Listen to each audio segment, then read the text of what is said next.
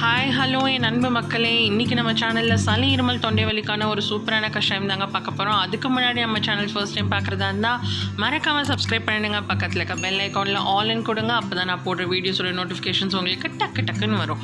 இப்போ முருங்கை குழந்தை எடுத்துக்கிட்டேன் நான் தேவையான அளவு. ஸோ ரெண்டாவது பார்த்துக்கிட்டிங்கன்னா வெத்தலை எடுத்துக்கிறேன். இது கம்மார் வெத்தலை, நம்ம வீட்லேயே வளர்க்குறோம் இந்த வெத்தலை கொடி. ஸோ இது காரத்தன்மை அதிகம் இருக்கும், இது சளியை கரைக்கக்கூடிய சக்தி நிறைய இருக்குது. இந்த வெத்தலை கிடைக்கலன்னா நீங்கள் நார்மல் வெத்தலை கூட பயன்படுத்தலாம். ஆனால் இந்த வெத்தலையில் மிளகு வச்சு நம்ம சாப்பிட்டோம்னா த்ரோட் இன்ஃபெக்ஷனுக்கு ரொம்ப நல்லது. கோவிட் இன்ஃபெக்ஷன்ஸ் வராமலும் இது தடுக்குங்க. மூணாவது விஷயம் பார்த்துக்கிட்டிங்கன்னா துளசி. இது கரும் துளசி கிடைச்சா ரொம்பவே நல்லது. ஆனால் நார்மல் துளசி தான் என்கிட்ட இருக்குது. ஸோ இந்த துளசியை நான் எடுத்துக்கிறேன் ஒரு கொத்து. இது காம்புகளோடு தான் நான் பயன்படுத்த போகிறேன். இடித்து தான் சேர்க்க போகிறேன் கஷாயத்துக்கு. துளசியும் சளியை கரைக்கிறதுக்கு ரொம்ப ரொம்ப வல்லமை வாய்ந்ததுங்க. அடுத்து கற்பூரவல்லிங்கிற ஓமவல்லி, இது ஒரு 4 இலை எடுத்துக்கிறேன். ஸோ இதை பற்றியும் நான் சொல்ல தேவையில்லை. குழந்தைங்க இருக்கிற வீட்டில் வெத்தலை கற்பூரவல்லாம் கண்டிப்பாக இருக்கணும். இது ரொம்ப ரொம்ப முக்கியமான பொருள். நான் இப்போ எடுக்கிறது பார்த்துக்கிட்டிங்கன்னா குப்பைமீனி.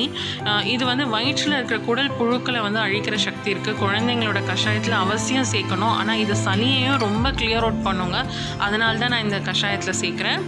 தூதுவலை, இது மூச்சு இறைப்பு, மூச்சு விடுற தென்றல்லாம் இருக்குது இல்லைங்களா, அதுக்கெலாம் ரொம்ப நல்லது. ஓமம் 2 ஸ்பூன் எடுத்துக்கிறேன். பூண்டு 5 பல் எடுத்துக்கிறேன். மிளகு 5 எடுத்துக்கிறேன். ஸோ இந்த கஷாயம் பண்ணுறது ரொம்ப ரொம்ப சிம்பிளுங்க. ஒரு இலையாக என்ன பண்ண போகிறோம், நான் இடி உரலில் போட்டு இடித்து ஆட் பண்ண போகிறேன், அவ்வளோதாங்க. ஸோ இது ஃபஸ்ட் ஸ்டெப் பை ஸ்டெப் கிடையாது. நம்ம இஷ்டம் எந்த இலையை போட்டு தட்டி போடுறதுனாலும் பரவாயில்ல. ஆனால் எல்லா இலையும் நம்ம தட்டி தான் சேர்க்க போகிறோம். ஸோ வெத்தலையை நான் ஃபஸ்ட்டு எடுத்துக்கிறேன். ரெண்டாவது தூதுவலை, அந்த முட்களோடு தான் எடுத்துக்கிறேன் பாருங்கள். ஸோ இதே நம்ம சேர்த்துக்கலாம்.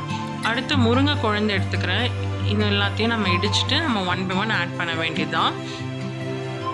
இந்த கஷாயம் பண்ணுறதுக்கு நம்ம பெரிய மெடிக்கல் ப்ராக்டிஷனராக இருக்கணுங்கிற அவசியம் இல்லைங்க. இது பாட்டி வைத்தியம் தாங்க.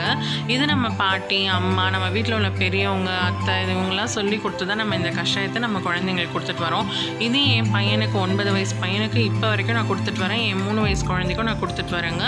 நானும் இதே மாதிரி தான் இந்த கஷாயத்தை குடிப்பேங்க. ஸோ குழந்தைங்க 1 வயசுலேருந்து பெரியவங்க வரைக்கும் எல்லாரும் குடிக்கக்கூடிய கஷாயம் தாங்க இது. ஸோ நீங்கள் பயம் இல்லாமல் இந்த கஷாயத்தை நீங்கள் குடிக்கலாம்.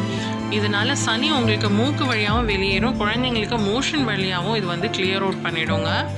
நம்ம டேப்லெட்ஸ் போட்டு சளியை சப்ரஸ் பண்ணாமல் இந்த மாதிரி கஷாயம் குடித்து வெளியே எடுத்துகிட்டு வர்றதுனால நமக்கு லங்ஸில் சளி சேராமல் இருக்குங்க. ஸோ இதில் தண்ணி அளவு பார்த்துக்கிட்டிங்கன்னா ஒரு பர்சனுக்கு 1.5 டம்ளர் தண்ணி. அதோடு நான் பூண்டையும் மிளகையும் தட்டி சேர்த்துக்க போகிறேன். ஓமம் 2 டீஸ்பூன் எடுத்துருக்கேன் இல்லையா, அதை நான் அப்படியே ஆட் பண்ணிக்க போகிறேன். இது நான் 3 பேருக்கு இந்த கஷாயம் போடுறதுனால நான் 3 கிளாஸ் தண்ணி ஆட் பண்ணிக்க போகிறேன். அது கூட இந்த மிளகும் பூண்டையும் தட்டி சேர்த்துக்க போகிறேன்.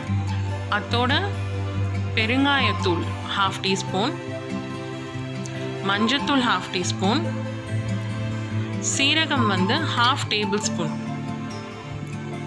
ஸோ இது எல்லாமே நமக்கு மோஷன் வழியாக குழந்தைங்களுக்கு சளி வெளியேறதுக்காக நான் இந்த விஷயங்கள் எல்லாமே ஆட் பண்ணிட்டு வரேன். இது நல்லா கொதிக்கணுங்க. ஒரு 2 மினிட்ஸ் கொதிச்சா போதும். டக்குன்னு இதை ஆஃப் பண்ணி தட்டு போட்டு மூடிடுங்க.